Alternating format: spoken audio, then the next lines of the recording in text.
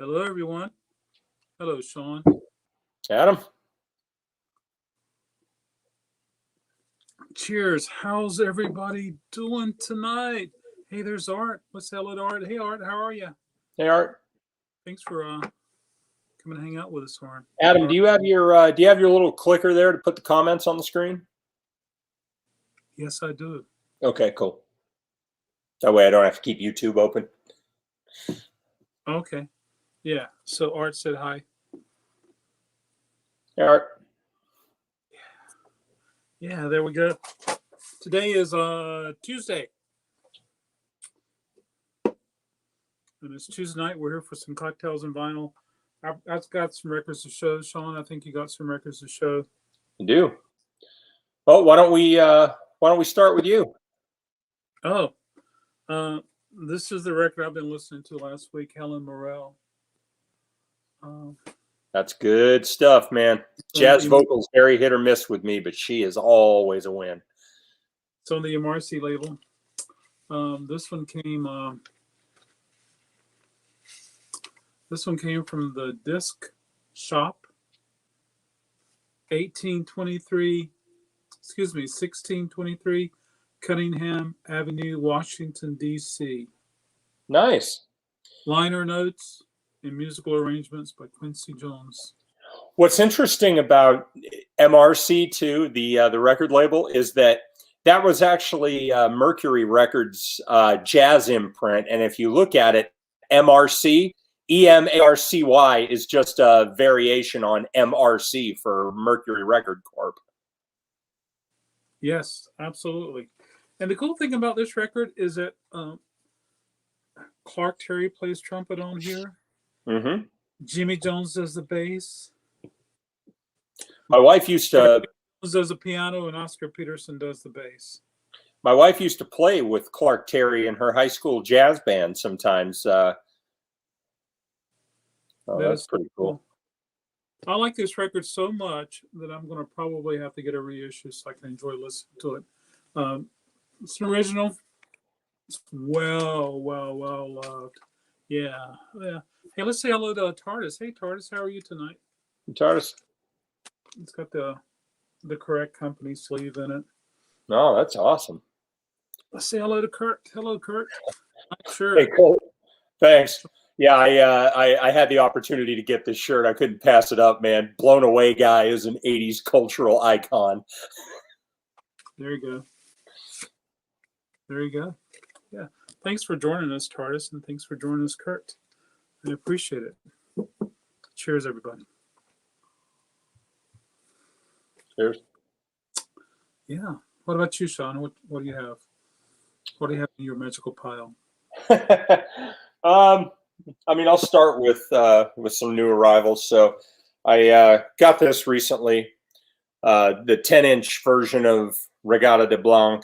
So this came out in 1979, year of my birth, and I've had my dad's copy of that for as long as I've been alive. It's the only copy I've ever listened to. But when I found out that there was a 10-inch version, I didn't realize it came out in the U.S. I had always thought it was, like a UK or a German thing, but it did come out in the U.S. About 6 months after the record came out. It was a limited edition kind of thing, and it came out on two 10-inch.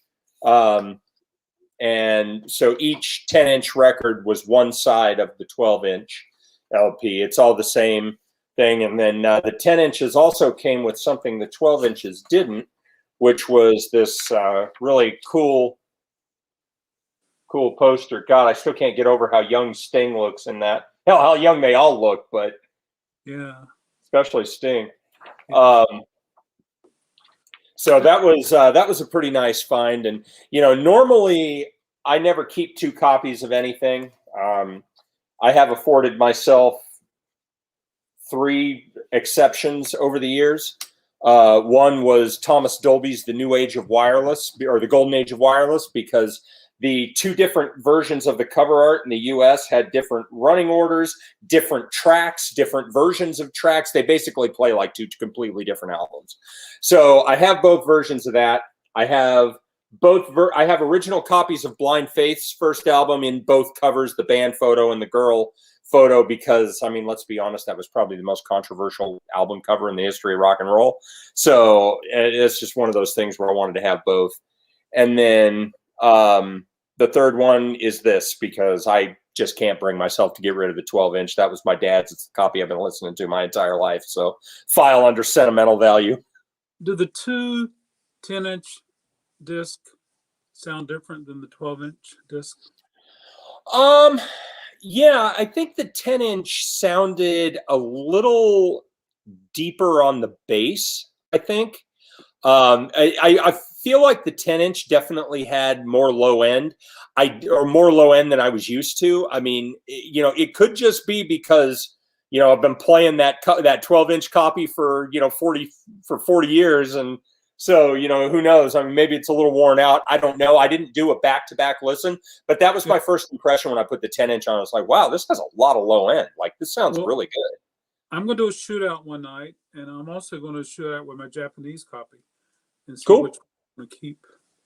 I don't need three of them. Yeah, I don't blame you. So, TARDIS, if I'm not mistaken, the 10-inch just play at 45. No, the 10-inches play at 33. They do? Okay, gotcha. Yep, they're regular LPs. They just 10 inches instead of 12. But yeah, they play at 33. And so, you know, the side 1 and 2 of the first 10-inch equals side 1 of the 12-inch. And then side 1 and 2 of the second 10-inch equals side 2 of the 12-inch. That's basically how it's laid out. So. A lot of flipping. This arrived yesterday. So this is the nicest copy of this I'm ever likely to find. This is an original mono copy. My old copy was an original stereo that was probably G+ generously. You know, it didn't quite sound like bacon frying, but it was, you know, it was well loved. And so this is a gorgeous mono copy, and it sounds every bit as good as it looks. So yesterday was the first time I'd ever heard the mono mix of this. It's quite something to listen to. It's definitely different than the stereo. There you go. Hello, Dennis Dude. Hey, thanks for hanging out. Hope you're doing well, sir.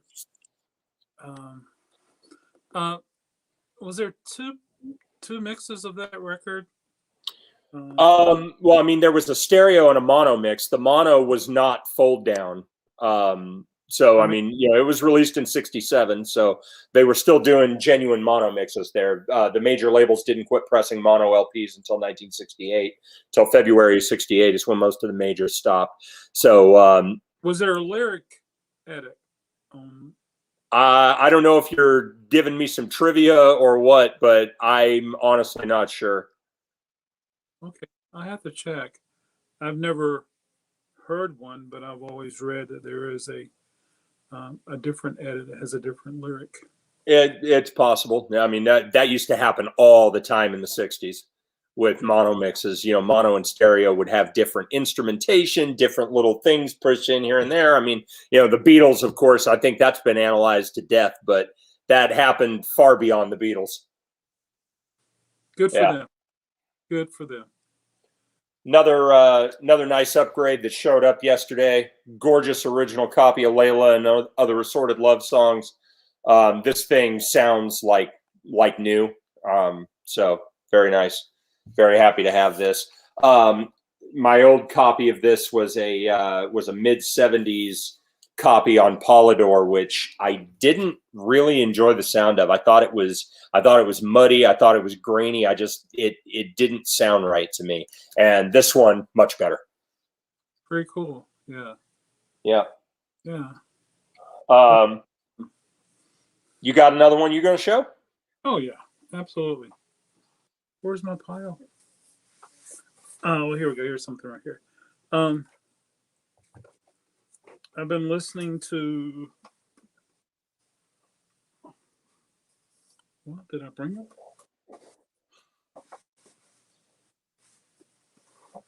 I'll find it. I will find it.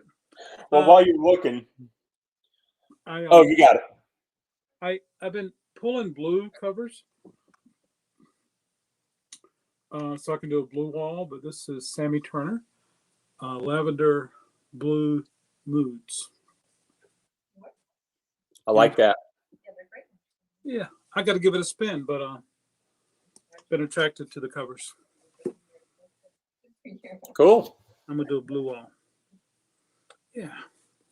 There's another upgrade that showed up. This is a almost near mint copy of the very first Grateful Dead album. This is a mono original with the gold label.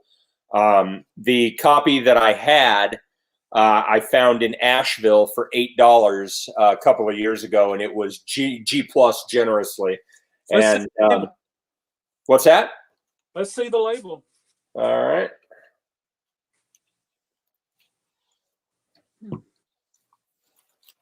That beautiful gold Warner Brothers label.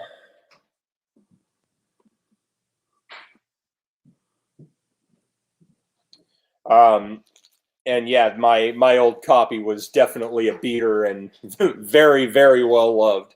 I'm sure that record probably had some stories to tell if it could talk. So yeah, glad to have a nicer copy of that, because the problem with this album, of course, is that so much of it is acoustic and quiet. And so, you know, when it's noisy, it really shows, you know, because the music doesn't really punch through the noise. So, so yeah, good to have a good copy of this again. Well, I need an upgrade myself. I think my mono is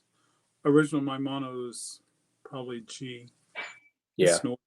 It's really hard to find those original monos in good shape, man. Everybody that had them just played them until you could see through them.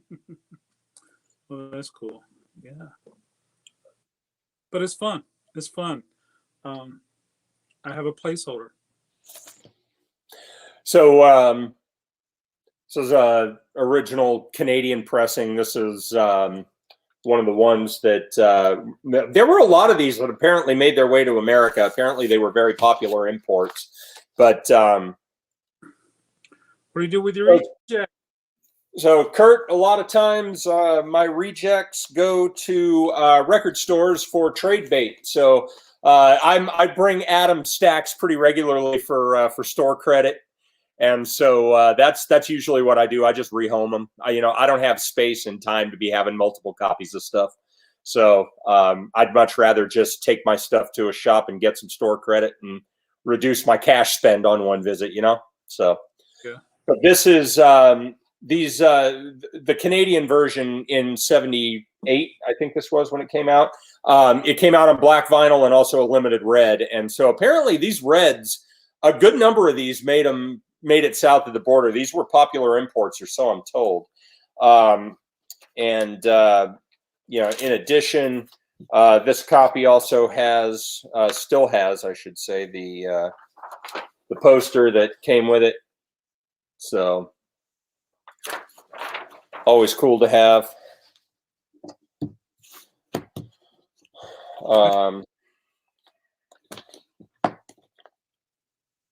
So, Adam, you got another one? I do. I have Stan Levy. I've been enjoying this record, folks. It's on the Bethlehem. Leroy Vinegar plays bass. I like Leroy Vinegar's bass playing. I'd like to be enjoying that record. Hint, hint. Oh, come on up. We'll listen to it together. All right. It is really cool. I was actually intending on coming to see you tomorrow instead of Friday, because I won't be in town on Friday. You're in Raleigh tomorrow, right? Wow. Yeah, I'm in Raleigh tomorrow. Okay. I don't have the first Dead album on vinyl, but picked up a really nice Euro 72 over the weekend. Very cool. Nice. Yeah. So this was one I squealed like a schoolgirl when I found. How did that sound? You would have had to have been there. But yeah, this is Stone Cold original. If we weren't there, can you explain how it happened? Love forever changes, man. This is one of my favorite albums of all time. So could not be happier to have this. These do not come along every day. No, I remember getting my first copy in the 90s, and I bought it just because of the cover. Oh, yeah. I was like, this is an interesting cover. Never heard Love before in my life. And They were a hell of a band. Hello, Russell. Here's something you don't find too often. And I'm sorry. I feel like these aren't expensive or really sought after. You just never find them. I found a really nice copy of Marillion's first album recently. And, Script for a Jester's Tear is, this I still think is, if this isn't the gold standard, it's definitely in the competition as far as Marillion's discography goes.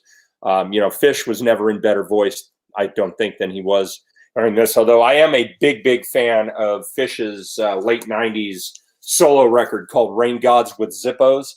If you've never heard that record, I highly recommend it. It's very good. Very cool. I was going to say that I picked up many Love records since then. Mm-hmm. Forever Changes. Yeah. I like all the Love albums that I've heard. If I was going to pick a favorite, it's most definitely Forever Changes. Also really a big fan of the debut. I thought the debut record was pretty good. Very cool. All right. So this one I've been searching for 15 years. Not even kidding you. I've been looking for one of these for 15 years because I just couldn't find one that was decent. Anybody that knows me knows I love the Beach Boys, and I especially love the Beach Boys 70s stuff. I really feel like as much as they are known for their hits about girls surfing in cars in the 60s, I think they put out some of their most interesting and engaging music in the early 70s when nobody was paying attention. And this, some days I would probably tell you, is my favorite Beach Boys album, but finally found a gorgeous copy of Sunflower. This was their debut for Warner Brothers, and they really delivered on this. The songwriting is there, the singing is there, the harmonies. This album is ridiculously good. So, how much of Brian is on that record? Brian's pretty present. He wrote This Whole World. He co-wrote Add Some Music to Your Day. He co-wrote All I Want to Do with Mike Love. Our Sweet Love was him, Carl, and Al Jardine. At My Window was Al Jardine and Brian Wilson, and Cool Cool Water was from the Smile Sessions, and they tacked that onto the end. The Beach Boys like to do that. So, they never really officially released Smile back in the day, but what they did do is on some of the subsequent albums, like on Wild Honey, they put Mama Said on it. And then at the end of 2020, they put Cabin Essence. They did Cool Cool Water at the end of Sunflower. Surf's Up album, they put Surf's Up at the end of that album. So for a string of albums, they took sort of the best pieces of Smile and stuck those tracks on at the end.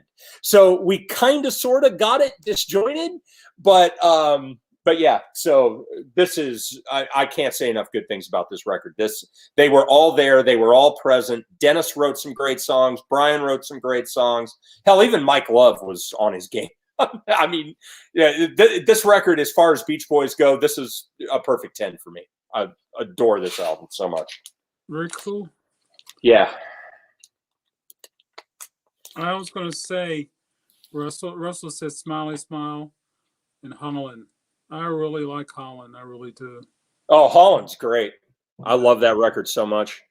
I honestly think too, one of their most underrated LPs, and I may get raked over the coals for this, I absolutely adore their late 70s, 79 actually, the LA Light album. That record was basically the last Beach Boys album that mattered. And it was a Wilson Brothers record. Mike Love wrote I know he wrote Sumahama. I don't think he wrote anything else on there.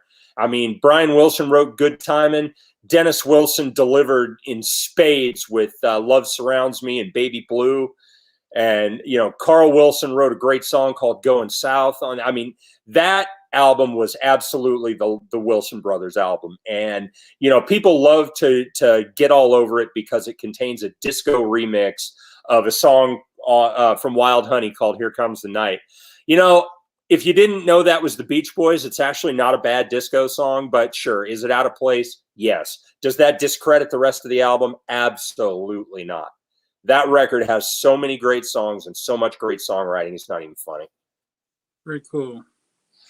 Russell likes 67 to 73, and he likes LA. Good job, Russ. Ooh. Yeah.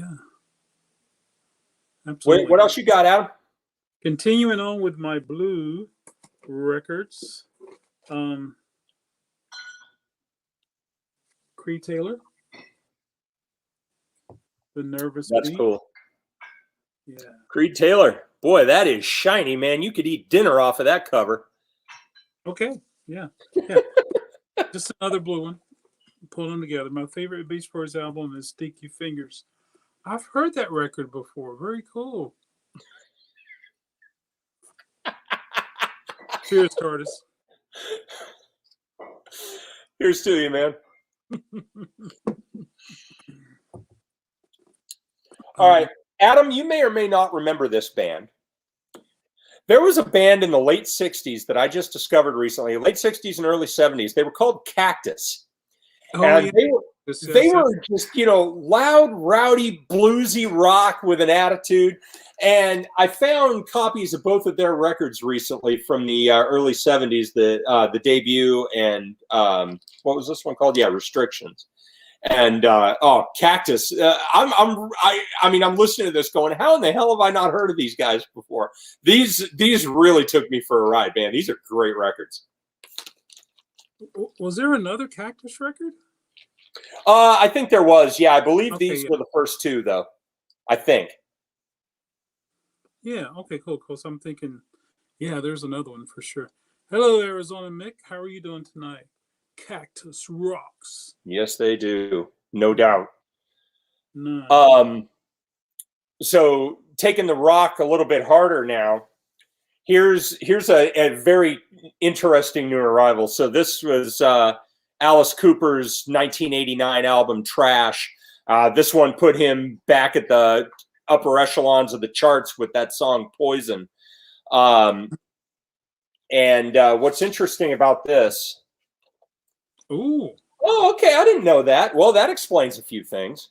Thanks for sharing that. I was trying to think that I've heard something like that variation, but yay. So what's interesting about this particular copy of Thrash, you can see the label looks fine on side one, right? But you flip it over to side two, and there was clearly a factory error because the label's completely blank. That happened a lot with Epic. Did it? Mm-hmm. That's the only one I've ever seen. Atlantic also, but interesting. I think that when they were printing labels, they just got stuck. Yeah, they just got two that got stuck together. Yeah, that's all it was. I don't have it anymore, but at one time I had Thriller that was like that. Oh, really? Yeah. Cool. And I think I sold it accidentally. So, two live hair metal records that I came into recently, both double live. This one I got from you, Adam, the Scorpions Worldwide Live. This, I don't know, man. For me, this is the only live Scorpions album that anybody needs. Some people would say that their Live in Japan record that was recorded in '78 is essential, which I don't think so, because, I mean, it completely skips over the 80s, which was the absolute apex of their career. I mean, I'm not saying it's not a good record, but this is the one you need. I like Scorpions, and I like when Roger Waters did The Wall. And he did it when The Wall came down in Germany, and the Scorpions were on that soundtrack. Yeah. And part of that concert, I really like the Scorpions. I think they did the best job of anybody during that show. I agree. And then the other part of that too, this was factory sealed until yesterday. So original copy of Dawkins' Beast from the East. This thing rocks. I mean, wow. This thing is a rock fest start to finish. And I mean, you name a well-known Dawkins song and it's on this. This one was also recorded. This one was recorded live in Japan. So good stuff. And what's interesting about this is that in 1988, CDs were still only holding about 74 minutes of music. There's 77 minutes on this LP. And so what they did was the cassette and LP version had a full 77 minutes of music, and they cut a couple of tracks off the CD version. And so the CD version only runs about 63 minutes. So you actually get more for your money with the LP or the cassette version. There you go. This was, I should have wore oven mitts to the record store the day that I grabbed this because, Celtic Frost's Emperor's Return. This thing packs more heat in the grooves than a blowtorch. Oh yeah. So good. Absolutely. Yeah, I don't care what their name is. It might have Frost in the name, but this record is fire. Moving to a little bit of country. This was a recent pickup. When I was a kid, the group Shenandoah had all kinds of songs over the radio. Church on the Cumberland Road, Sunday in the South, 2 Dozen Roses. These are unicorns on vinyl. They're not expensive, but they are unicorns. They just never show up. And so I was thrilled to find a copy of this. So, good stuff. It's from 1989. Don't want to go. 1989. Very cool. What else you got, Adam?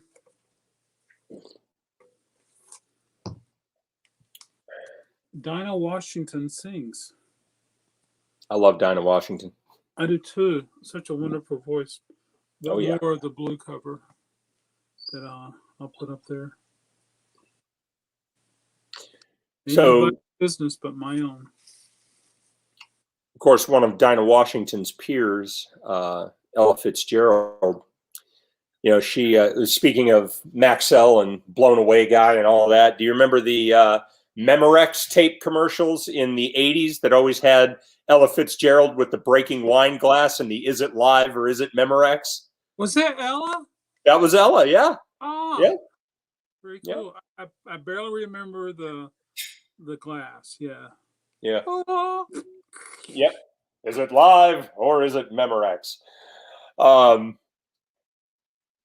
Here's a real nice copy of one of the all-time seminal hip-hop records from 1989 as well. Third Base, the Cactus album. I have a lot of respect for hip-hop from this time because they did all this without computers. Like, they had their synthesizers, they could do loops and stuff, but they did not have near the tools that these guys today have.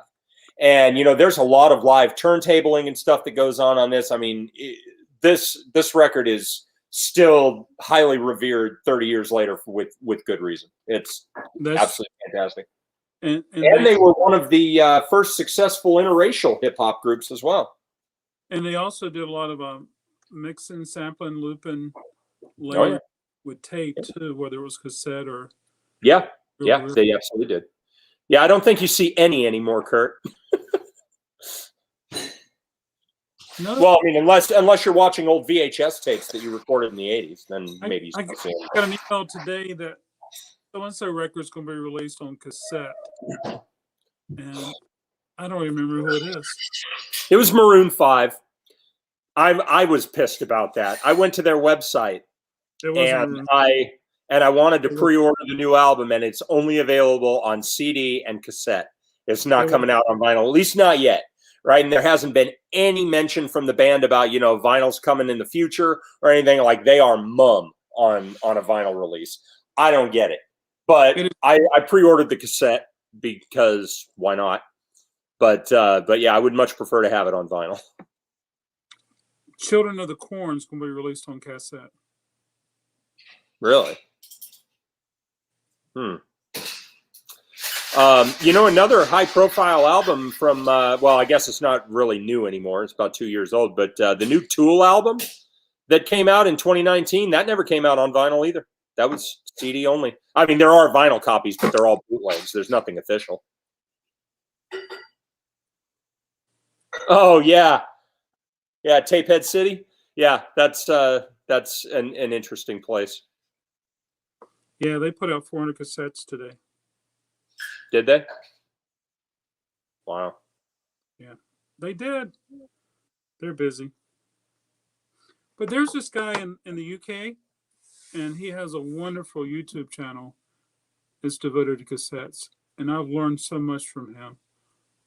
Yeah, I've seen that guy.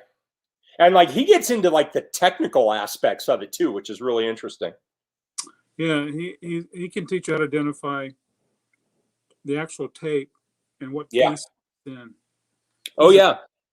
One of the more interesting videos I found from him was a whole big thing he did on like the history of Dolby B and Dolby C noise reduction, and he was showing the sine waves of how how the frequencies are adjusted and everything. I mean, it was incredible the level of detail he went into, and it was still easy to understand for someone that doesn't know a whole lot about that. Like he does a great job. I know exactly what you're talking about. And Tech Moan has a YouTube channel. He's in London, England.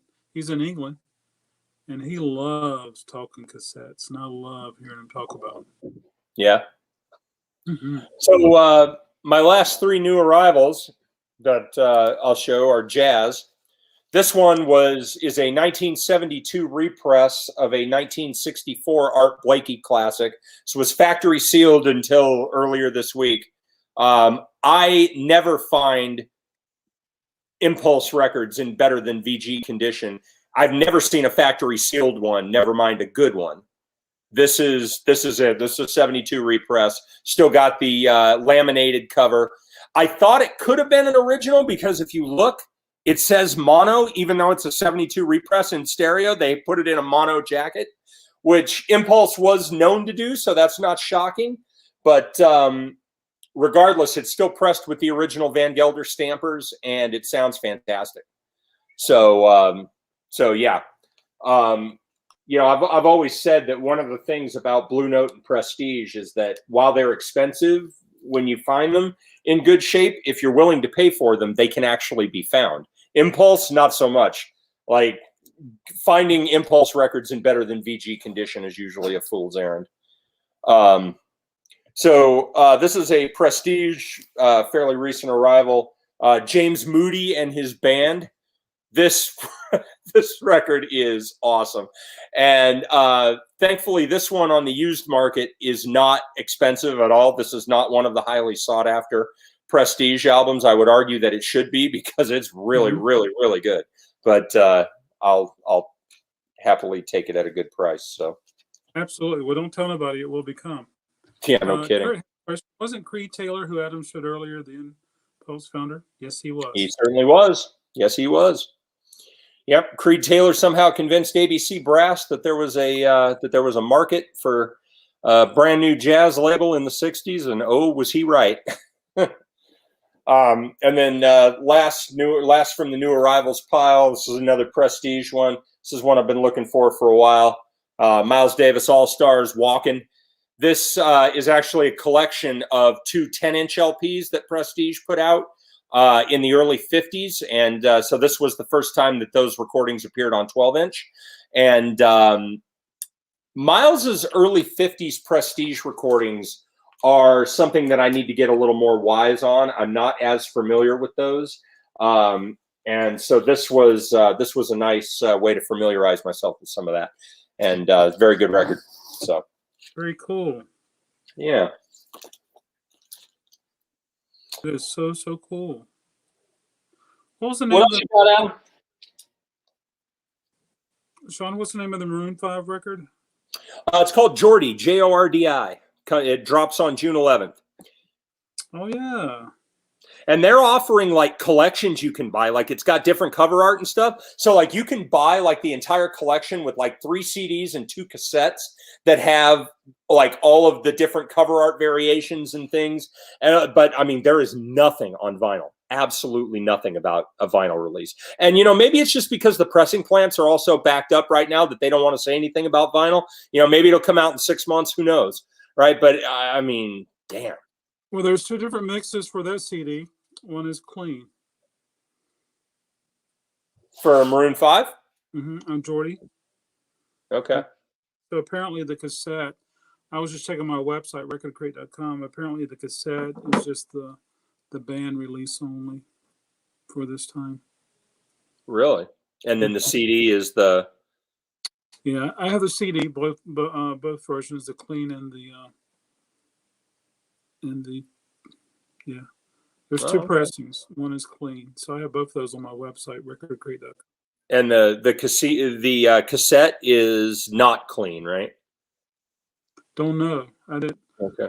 I don't always learn about what a lot of groups, a lot of singers, they will offer a website only release of something. Yeah. Yeah, a So lot of times it's the full uncensored band approved one, I'm sure. yeah, and then sometimes it's just a special that you can't get at the independent record stores. Sure. Yep. Um, so was What gonna does, Kurt's got a good question. What does clean mean for Maroon 5? So you'd be surprised, Kurt. you have to answer that because I'm not very familiar with their Um, music. you know, so that's what's funny about Maroon 5 is that, if you know their early stuff, right, like the songs about Jane album and, This Love and Sunday Morning and all those big hits they had in the early 2000s, that's definitely a fair question. But for those that have followed Maroon 5 and, seen them go into the pop era and really, just charting singles left and right and having, guest rappers and stuff that come on their songs and things, some of those lyrics get pretty damn spicy and saucy. I'll tell you. And I really enjoy it. I really love late period Maroon 5. I mean, some of their more recent singles like Cold and, even the stuff, in the 2010s, stuff like Moves Like Jagger and all, like, I love that stuff. Payphone. I really, really like that stuff. So I've heard moves like that. I'm pretty much ride or die with Maroon 5. All right. Hey, Elliot, how are you? Thanks for Hey, joining Elliot. us. Yeah. And Kurt, one of those dudes went to his high school. Huh, nice. Yeah, two bands from the 90s, 2000s that I'm totally ride or die with is Weezer and Maroon 5. What do you think of Van Weezer? I really liked Van Weezer. I've listened to it probably, I don't know, 3-4 times. I really enjoyed it. Obviously, they lifted some, some melodies and guitar riffs and things from songs that Rivers really liked, like the whole Crazy Train riff that they lifted and stuff. But I really enjoyed it, man. I think it's fun. It's a lot of fun. I dig that record a lot. What'd you think? Did you listen to it? Well, I didn't take one home. So Fair enough. I listened to it. So I've listened to it. Elliot's here will be, hey, especially me, since he can come up here, he can kick my butt. Yeah. Random question, Shawn. So I have a Philips Hue strip light attached to the back of that Calyx unit, right along that top rim, but on the back facing the wall. So that's actually a colored thing. Like I can have my Google Home. Hey, Google, turn the strip light blue. And there you go. Now it turned blue. Or, hey, Google, turn the strip light red. There you go. So does that mean the back of the shelf is not solidly covered? What do you mean? Is there a gap between the top of the records and the shelf? Yeah. Oh, okay, gotcha. Yeah. Just a little bit though, because I mean it's flush up against the baseboard, but there's like that much room between the baseboard and the wall. So yeah. So the Calyx stands up, but there is that little gap between the shelf and the wall because the Calyx is just pushed up against the baseboard. Right, but I was talking about the cube. When you put records in the cube, is there a space in the back? Yeah. Yep. Or is in the back? No, the records go straight up against the wall. Okay, because it kind of looks like the inside of the cube is illuminated. No, it's just a strip light there across the top, but it's on the back of the unit facing the wall. Okay, tell it to be quiet again. Hey, all right, Google, so here, quiet. let me, you see that? Now you can kind of see how the light comes up above the Calyx unit. You see that against the wall? I do. So that's where the strip light is. It's along the top But it looks like that cube, the cube below your lava lamp, it looks like it's illuminated where the records are. Yeah, no, it isn't. It's just the strip light. It's the light that emanates from the strip light that's basically bouncing off the wall and coming down.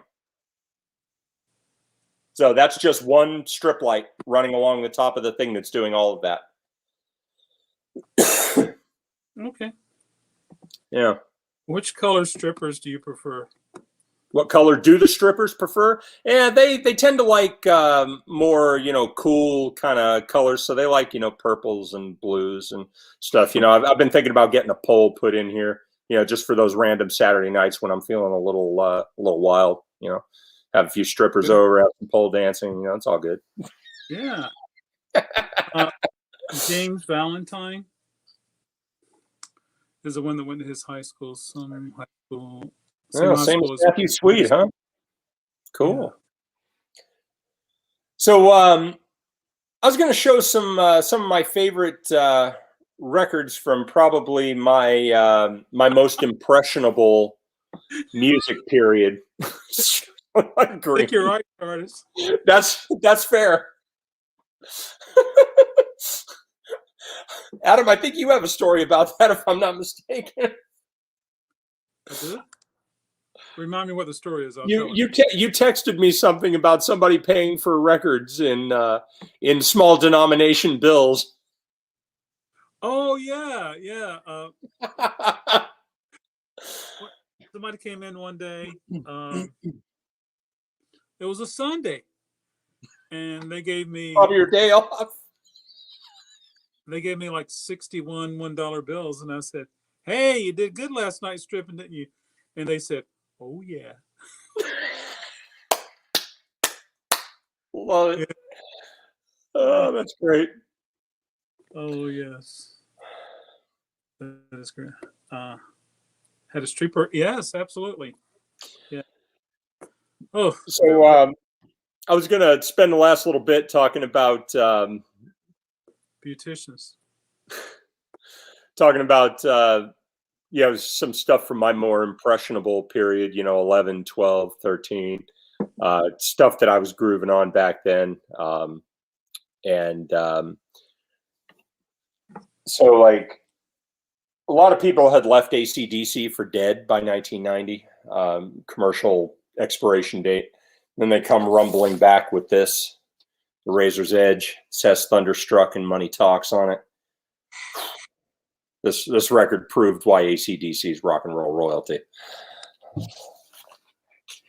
Oh, yeah. And this is going to go kind of deep. So from 1993, this is a nice copy of Smashing Pumpkins' Siamese Dream that I bought back when I was a teenager. This came out in various different colors. This one, the 93 pressings came out in different colors. This one's like an orange marble. Pretty nice. So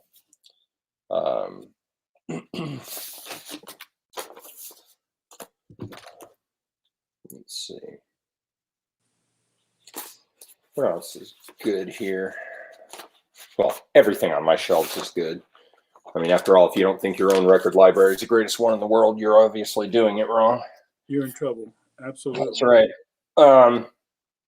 So this was interesting because this never came out in the U.S. on vinyl for a stock market copy, but there were promo copies that apparently somehow made it to record stores. Because I bought this sealed at a mom and pop record shop, but Nine Inch Nails' Downward Spiral from '94, and this is a U.S. pressing, but it's promo only. And I mean, I opened it out of shrink wrap, but you know, you can see right on the label. Where does it? Yeah, right there across the top at 12 o'clock, it says for promotional use only. Yeah. Well, there So, you go. Yep. Yeah. Hello, Carol. How are you tonight? Thanks for hanging out with us. Cheers. Let's see.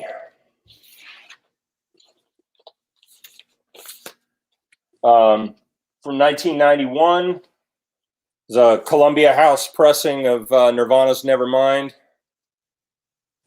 This is pretty essential 90s, I would say.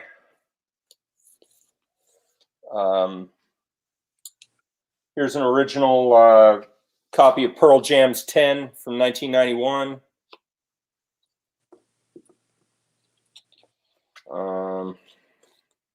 And Kurt, didn't you get that? Which one did you get from me recently, Kurt? You got an OG from me recently. I can't remember which one it was, Pearl Jam.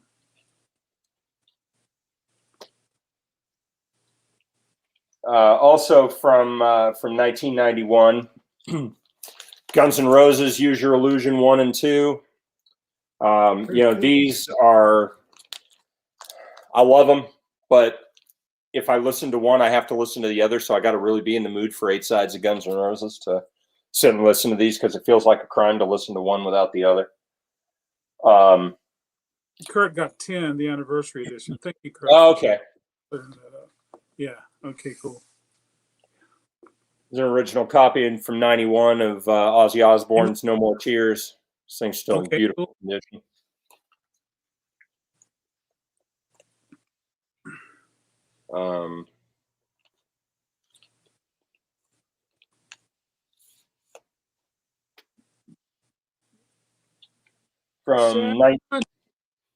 What's that? Sharon. From 1994, this is a collection of 2 EPs, one from 92 and one from 93. So this is Alice in Chains, Jar of Flies, and Sap. So Columbia Records, for whatever reason, put this out on vinyl in 1994. They took both of those EPs and they pressed them on double vinyl. It's only 3 sides. The 4th side is etched. I'm going to see if I can get a good look at it, because it's really cool. It even has a label on it that says side 4 etching. But let me see. Yeah, there you go. Now you can see it. So yeah, that's pretty slick. And yeah, you can see right there it says side 4 etching. So I thought that was kind of cool. Very cool. Yeah. I think there's a thread going on now. Maybe Elliot can help of Etch Records on YouTube. I can't recall. Let's see. Another. Let's see. What do we got here? So Stone Cold Classics of Thrash from 1990. Slayer's Seasons in the Abyss. Still in beautiful condition. Anthrax, Persistence of Time. This is probably my favorite Anthrax record, again from 1990. Another one from 1990, original copy of Megadeth's Rust in Peace. All-time Thrash classic, this one. My favorite Judas Priest record, 1990 copy of Painkiller. I think the title track to this, that drum solo at the beginning of Painkiller, is the most filthy drum solo I've ever heard. I love it. Love it to death. There are so many great songs on this. I mean, anybody that had left Judas Priest for dead by 1990 was probably sufficiently shut up by this record. I mean, it's just amazing. Everybody likes to complain. I hear you, Elliot. There's so much going on YouTube. It's just, which two do I look at today? That kind of.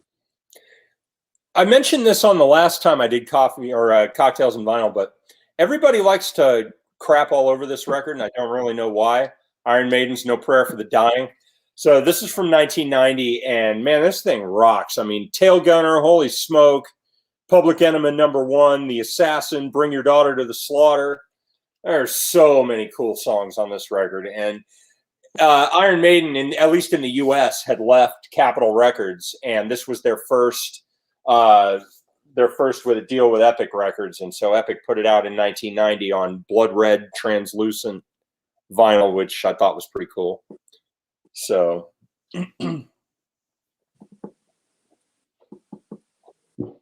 Bring your daughter to bring your daughter. I love that song. Oh yeah, that was actually a song that Bruce Dickinson had originally wrote for a solo album. and decided to give it to Iron Maiden instead. Another thrash classic, Death Angels Act 3. This one's signed. Great record from 1990. And then the last rock album from 1990 that I've got here is an original copy of Dio's Lock Up the Wolves. Highly underrated record from him. This thing is just balls to the wall, start to finish. Love it. So just say Dio is good. What's that? Just say Dio is good. Yeah, I know, right? He's the only man that could sing about rainbows and unicorns and still make it sound metal as hell. Yeah. And then I also listened to a lot of hip hop, a lot of rap, and a lot of pop back in those days as well. So I've got a few things to go through here. Anybody who was 11, 12, 10, 13, like anywhere between, say, 9 and 13, back in 1990, had a copy of this on probably cassette. And if you didn't, I'm going to just say you're probably a liar. But MC Hammer's Please Don't Hammer, Don't Hurt 'Em. I don't know, man. This just triggers a whole bunch of nostalgia. I still enjoy this record occasionally. So that is true, Elliot. Even the MC Hammer Don't Hurt 'Em could fall into that category. Oh yeah. Hello, Slambo, Carl, Shawn. How are you? I saw Carl, and the next thing that came out of my mouth was Carl. How are you doing tonight, Shawn? Belle Biv DeVoe's Poison from 1990, killer. That album's actually aged very, very well. Still very, very listenable today. I wore out at least one cassette copy of that, probably two. Now this that one you have as well. You can look for a cassette replacement. This one, Jodeci's Forever My Lady. This is another one sort of in the same line of Belle Biv DeVoe. You know, kind of got that New Jack Swing thing going on. Good stuff. It was more like 24. Is that a problem? Here's an interesting one. I tag today. Funny stuff. I got to check that out, Elliot. It popped up on my alerts today. Got to check that out. Just finished dinner. Got my tag launch. Yes. Absolutely. I'm older, but can recognize some sentimental value with MC Hammer. All I think about is those pants, trousers, pants. I Dream of Jeannie. So, this is from 1992, and this was another one that was only released in the U.S. on vinyl as a promo copy. It was released to DJs. This is Madonna's Erotica album. She took a lot of heat for some of the songs on this because, I mean, this album was extremely sexual, even by Madonna standards. And this was a pretty controversial record. And so really happy to have this. This is killer. Really, really good. I've always really liked that record. It was yeah, I've had I think I got a copy of that myself. Yeah. Yeah, they did a vinyl copy for DJs. That much I know. It was reissued and made available to the public. So somebody told me that this was his demonstration album, this particular pressing. It's a 91 original pressing. And he said that this was his demonstration album when he was demoing his system to people. It wasn't until I got my new speakers that I realized why. This is Sting's The Soul Cages. Man, I cannot believe how good this sounds. Like, this is probably one of the best sounding vinyl records I've ever heard in my life. It makes you wonder if Phil Collins produced it, doesn't it? What's that? It sounds so good, it makes you wonder if Phil Collins produced it. I don't know. Who did produce this? Man,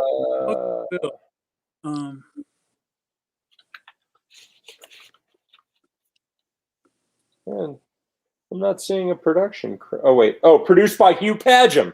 Hugh Padgham produced Genesis albums in the 80s. There you go. Genesis and Phil Collins, those records just sound so good. So, yeah. Yeah. The Todd Snyder song, I Think I'm an All Right Guy, is about Madonna's sexual content. Interesting. There I we didn't go. know that. But I agree with you, Shawn. That is a wonderful record. That is a record we need to get from our wife. Absolutely. Hello, Bruce. How are you? Cheers Hey, tonight. Bruce. So this is a classic from 1991. This is an original copy of REM's Out of Time. I mean, I can't say anything about this record that hasn't already been said. I mean, it's an all-time classic for a reason. Is that Losing My Religion? Yep, Losing My Religion, Me and Honey, Radio Song, Near Wild Heaven, Shiny Happy People. I'll tell you a story about that record in just a moment. TARDIS has a question for you. Is Branford Marsalis on that Sting record? I think he is. Hang on. Yes, Branford Marsalis is on this. Yes, saxophone. So KRS-One released a record weeks before the REM record was due to be released. And there was a factory mistake where the record inside the KRS-One record was the REM record, but it has the KRS-One labels on it. And so I didn't know that. And all of a sudden, the REM people started buying the KRS-One record, hoping to find the new one. That's funny. So this is a Columbia House pressing from 1991. Bonnie Raitt's Luck of the Draw. I could never get sick of this record. There's so many good songs on this. I mean, for me, I think this is probably my favorite Bonnie Raitt record. I don't know that it's her best, but I think it's definitely my favorite. Well, that's cool. Bruce picked up some CDs today. That's very cool. Excellent. Hello, Harry. Cheers. Thanks for joining us. Hey, Harry. Can't stay. Enjoy. Thanks for stopping by, Bruce. You can watch the replay. I thought Sting was a pro wrestler, Slambo. So we all know my another cool. Bonnie's back catalog is all excellent. Yeah, it really is. Yeah, Elliot and I spoke about Bonnie many times. Not the rest of us a different guys, but years. Okay, gotcha. And Elliot has some wonderful stories to tell about Bonnie and Will McFarlane and seeing Bonnie and yeah, just good stuff. Yes, I want to get Elliot on here one night. We can talk. So my favorite band across any genre of all time is Genesis. I'm totally stoked that I'm going to see them November 20th. This never came out on vinyl in the US, but it did come out in the UK. So this is an original UK pressing of We Can't Dance from 1991. This is one of my favorite of the Phil Collins era records. My absolute favorite is Wind and Wuthering. But what's cool about this one as well is that even though it's not marked as a promo and it's totally like stock market all the way, it did come with this neat little Virgin Records press release that I thought was kind of cool. So, wow. Kurt says, while I like most REM prior to Out of Time, I have to say that Country Feedback is probably my favorite song. I love Country Feedback. Yeah. So, Kurt, I would say that my favorite REM song is, God, I mean, Country Feedback's probably up there, but if we're talking albums, oh yeah, no, TARDIS, I can't get behind that. I mean, I love the Peter Gabriel years as much as anybody, but yeah, no, they put out a lot of good stuff with Phil Collins, even before the 80s, you know, when they started doing a lot of their pop, man. Dude, A Trick of the Tail, Wind and Wuthering, and then there were three. Those records are outstanding. So but hey, each his own. I got a question for TARDIS. So when Peter Gabriel left the band, do you think the name should have changed and the band name should have changed? No. Nah, I don't think so. I mean, Phil Collins has told that story numerous times that they were auditioning new singers to replace Peter Gabriel, and they had finally settled on a guy. And they had already recorded most of A Trick of the Tail by that point. And they hired the guy, they brought him into the studio, and he got cold feet and ended up walking out. Well, Phil Collins said, you know, by that time, I mean, we had already done all the instrumentals And I had been doing the vocals just so we had something to go on to sing the melody. So he said, by that point, I'd already done the album. So we just released it as me. And he said, I got the job basically because we couldn't find anybody else to do it. I had passed on a chance to see REM in '83 before their first full album came out. And I had to write a term paper. Dang it! Wow. And folks, the help me here, Hiptone. Hiptone.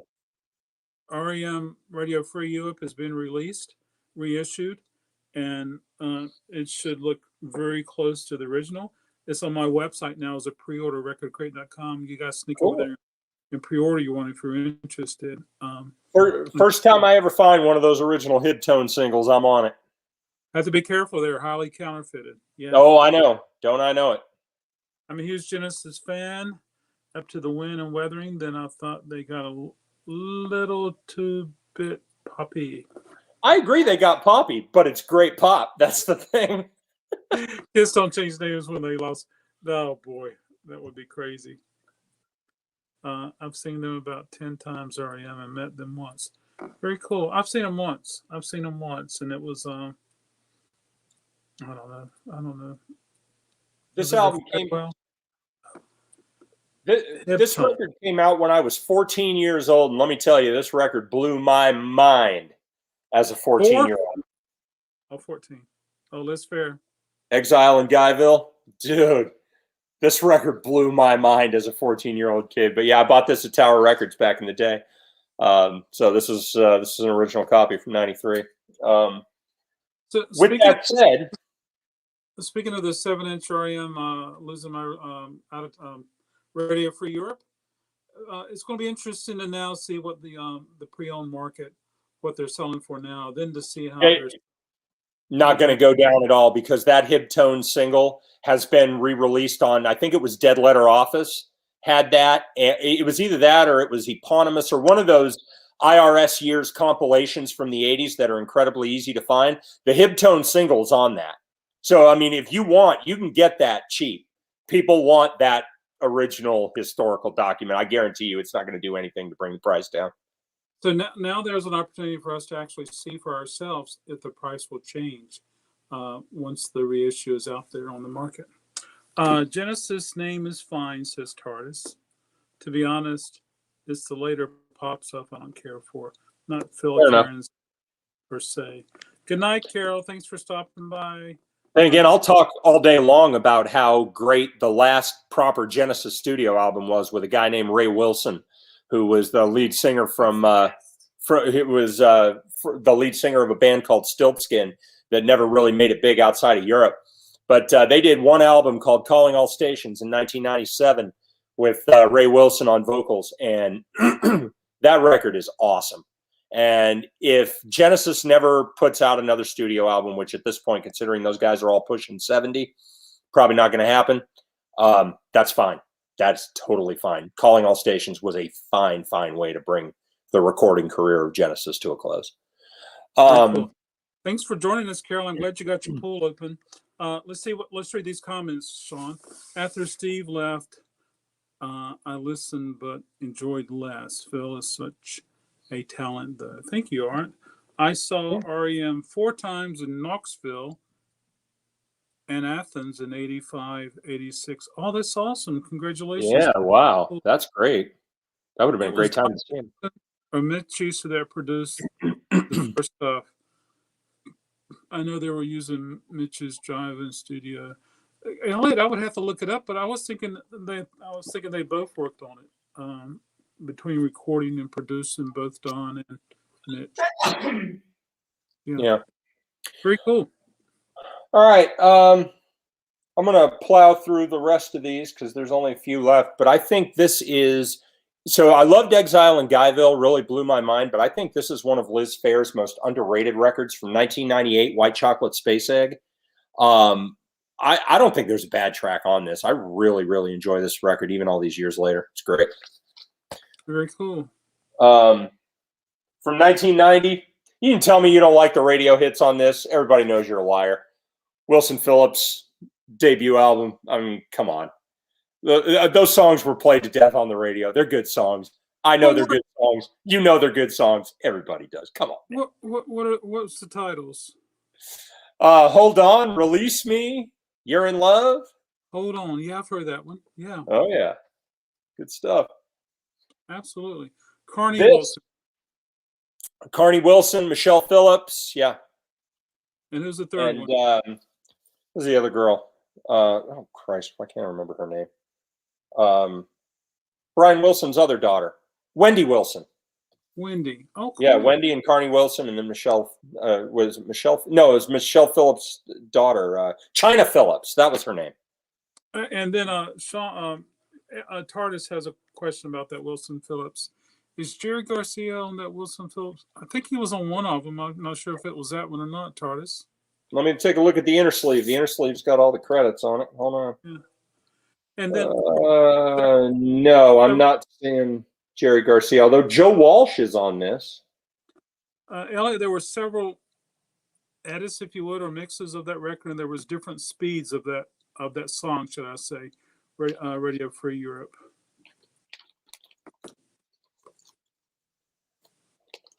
Another one from 1990, Sinead O'Connor. I like that. Oh, this is such a good album. So,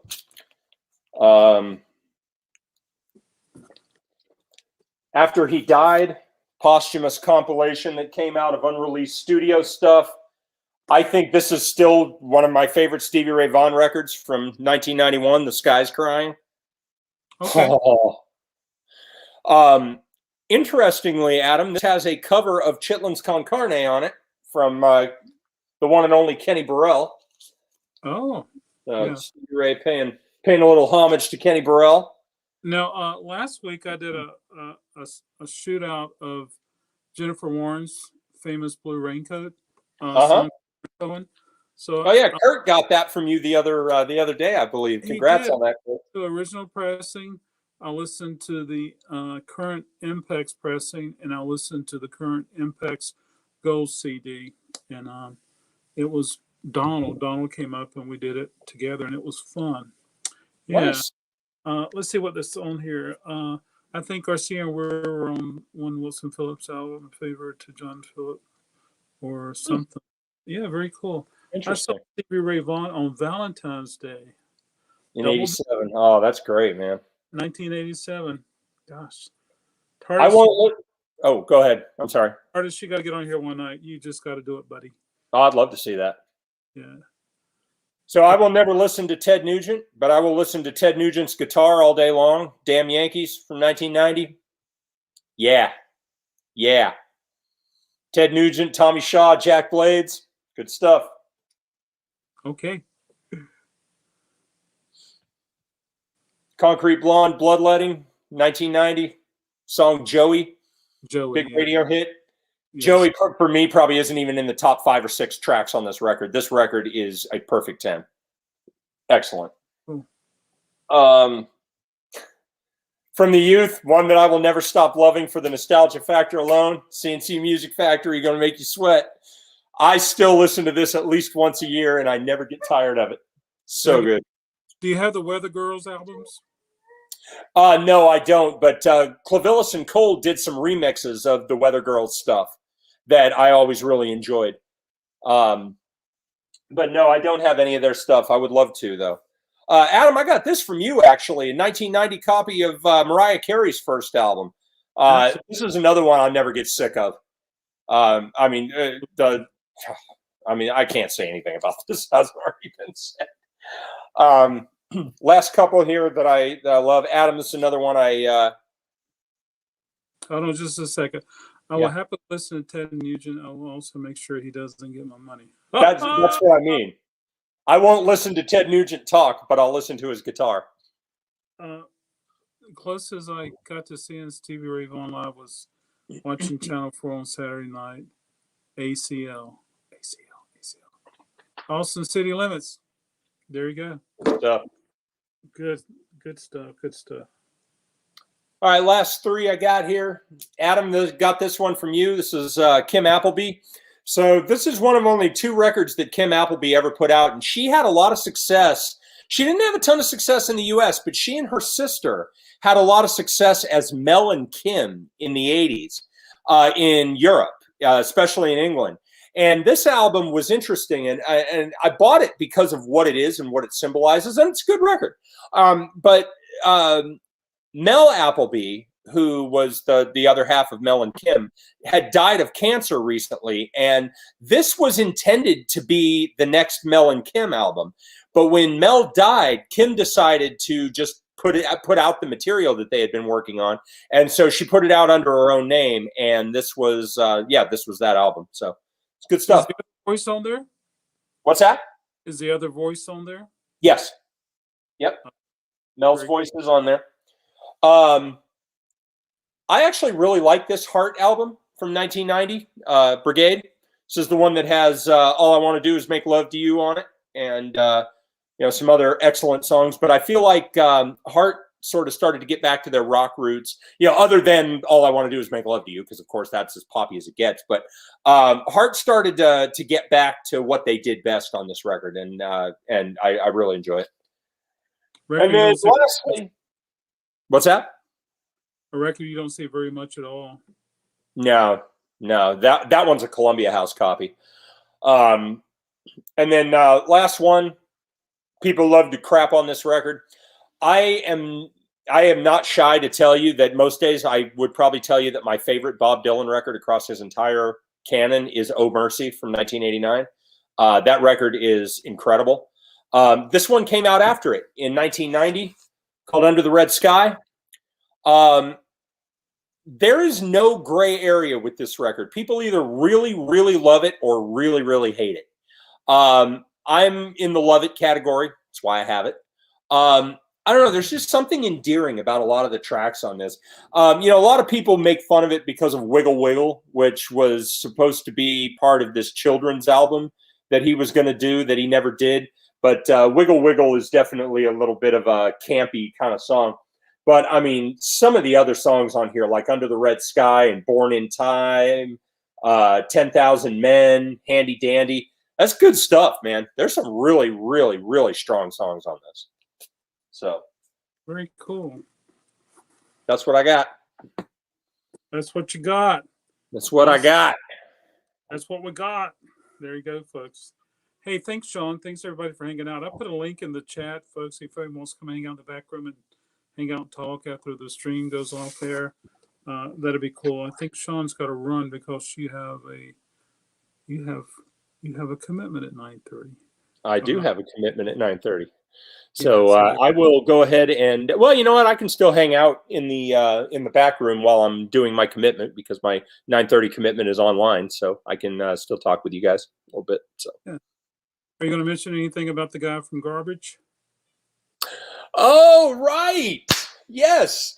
So Adam texted me randomly, and he said, hey, I'm going to be on this live stream for Record Store Day, and Butch Vig's going to be on talking about the new Garbage record.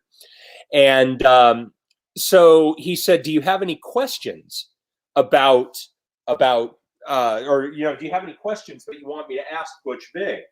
And so one of the earliest things Butch Vig ever produced, before he produced all the 90s records or all the 90s grunge albums that anyone remembers and cares about, he produced a lot of like hardcore and underground stuff in the 80s. Very first thing he ever produced was this, the Mech Mensch Acceptance EP. So I told Adam that if he got the chance to ask the question, that I would love to know if he had any memories or any stories attached to this EP. And so the question was asked, and when he heard Mech Mensch, he just said, wow, Mech Mensch. And he started going into a story about Sonic Youth. Apparently in the early 90s, he was going to go and produce Sonic Youth, one of their records. I forget which one he said it was. But he said, I had never met Sonic Youth before. And he said, I showed up at Kim and Thurston's apartment, and within 10 seconds, he said, I'd never met them before. And within 10 seconds, Thurston comes over to me and says, I've got something that I want you to hear. He said, I want our album to sound like this. Can you make it sound like this? And he put the needle down on the record, and it was Zombie by Mech Mensch. And it turned out that he had, like, Thurston had almost everything Butch Vig had produced, except all the popular stuff. Like, he had all the hardcore and underground stuff that he had done in the 80s. And yeah, randomly he pulls out a Mech Mensch EP and says, I want our album to sound like this. I thought that was so cool to hear him tell that story. So, Adam, thanks for that. You're so welcome. It was a wonderful Zoom call, folks, because he spoke a lot about recording Smashing Pumpkins and Billy Corgan. So that was really neat. And I got to hear that and cool things like that. Yeah. Anyway, folks, thanks for hanging out. It's almost time for Shawn to get online. And there's a link if you want to come hang out with us in the back room after we do this. Shawn, say goodbye. Take it easy, guys. Thank you so much. Always a pleasure to join everybody. Take it easy. All right. Take care, everybody. See you soon. Bye See ya. now. Bye. Bye. Bye.